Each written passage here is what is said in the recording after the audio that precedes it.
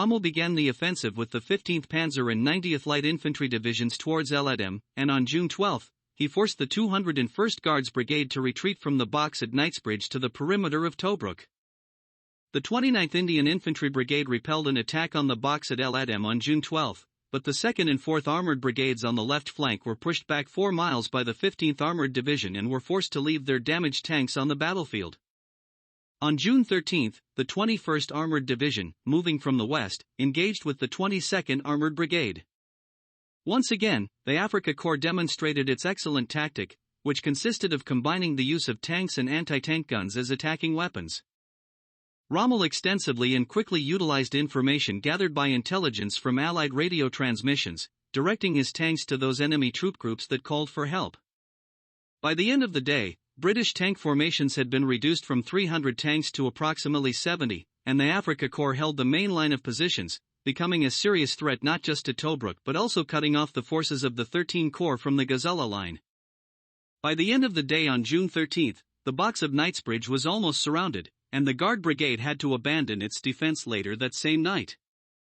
Due to these losses, June 13 became known as Black Saturday throughout the 8th Army. On June 14, Auchinleck allowed Ricci to retreat from the Gazala line. The defenders of El Adem and 2 neighboring boxes, held by forces of the 1st South African Division, were able to retreat along the coastal road with virtually no losses. 2 divisions could not use this road simultaneously, so the remaining 2 brigades of the 50th, Northumbrian, Division had to find an alternative route for withdrawal. They could not retreat directly east due to the presence of Axis tanks, but instead, they attacked southwest, breaking through the line of the Italian divisions of the X-Corps Brescia and Pavia, and headed south into the desert before turning east and returning to areas controlled by the Allies.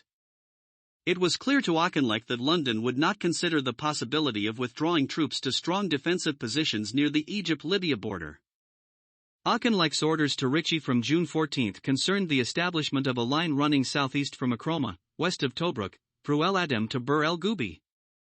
However, by the evening of June 15, the outpost at point 650 had been captured, and on June 16, the defenders at point 187 were forced to evacuate without supplies.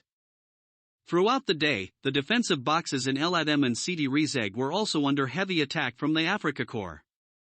On June 17, the garrisons from both were evacuated, and any chance of preventing the encirclement of Tobruk disappeared. Ricci ordered the 8th Army to retreat to defensive positions at Mersa Matruh, approximately 160 kilometers east of the border, leaving Tobruk to hold the line and threaten Axis supply lines much in the same way as in 1941. The commander of the 13 Corps, Gott, appointed the commander of the 2nd South African Division, Klopper, as the commander of the Tobruk garrison. In addition to the 2 brigades of the South African Division, he also had the 201st Guards, motorized, the 11th Indian Infantry Brigade, the 32nd Tank Brigade, and the 4th Anti-Aircraft Brigade under his command. Tobruk had previously withstood a 9-month siege before being liberated during Operation Crusader in December 1941. But this time the Royal Navy could not guarantee supply support to the garrison. Allied leaders expected that the city could hold out for 2 months with its supplies. O'Connor, however, considered the defense of Tobruk a non-essential task and had already told Neil Ritchie that he did not intend to hold it at any cost.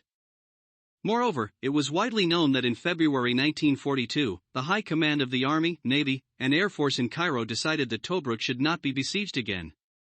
Given this and the subsequent emphasis on building up forces at Gazala for an attack, which was preempted by the Axis advance, it is quite likely that the defense of Tobruk was not a top priority. Just 7 days later, on June 21, 1942, after a successful assault on the defense of Tobruk by German-Italian troops, 35,000 Allied troops, including the entire 2nd South African Division, surrendered to enemy forces numbering 30,000 personnel.